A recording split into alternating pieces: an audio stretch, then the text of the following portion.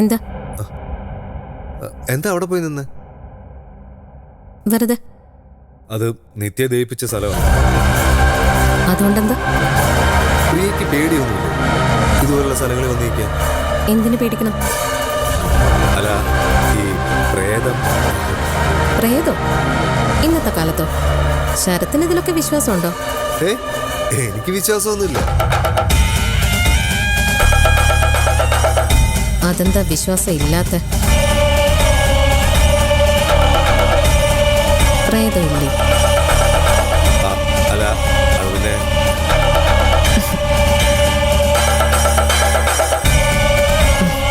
അപ്പൊ ഇത്രയുള്ള ആള് ഞാൻ വെറുതെ പേടി അഭിനയിച്ചല്ല. എന്നാലേ പ്രേതമുണ്ട്. ദുർമരണം നടന്നവരുടെ ആത്മാക്കള് അത്ര പെട്ടെന്ന് ഈ ഭൂമി വിട്ടു പോവില്ല.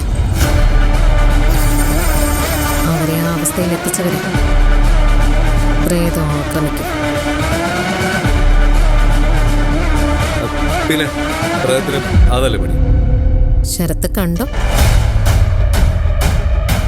നിത്യക്ക് ഇങ്ങനൊരവസ്ഥ വരാൻ കാരണം ആര് തന്നെ ആയാലും അവരെ നിത്യയുടെ ആത്മാവ് വെറുതെ വിടാൻ പോകുന്നില്ല. എനിക്കതൊന്നും വിശ്വാസമില്ല, പേടിയില്ല. അതൊക്കെ താനേ വന്നോളൂ.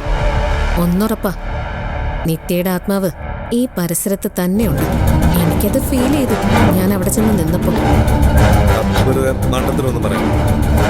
ശരത്തിന് നല്ല പേടിയുണ്ടല്ലേ? പേടിയോ? എനിക്ക് എന്നെ കുറിച്ച് അറിയാത്തതുകൊണ്ട് ഈ ലോകത്ത് ഒന്നിനും എനിക്ക് പേടി. ചോരച്ചാലുകൾ നീന്തിക്കേടി വന്നവനാണ് ഞാൻ. അങ്ങനെയുള്ളവരെയാ പ്രേതത്തിന് കൂടുതൽ ഇഷ്ടം.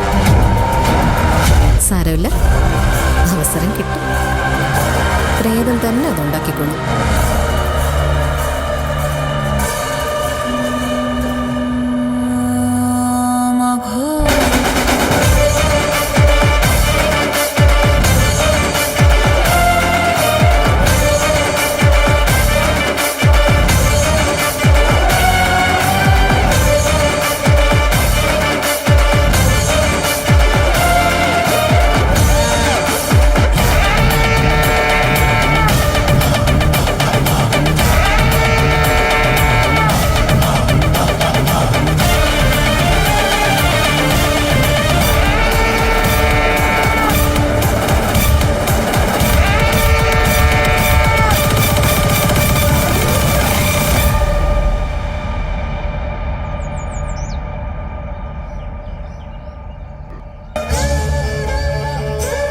എന്തായിരുന്നു അവനുമായിട്ട് ലോഹ്യം പറിച്ചില്ല?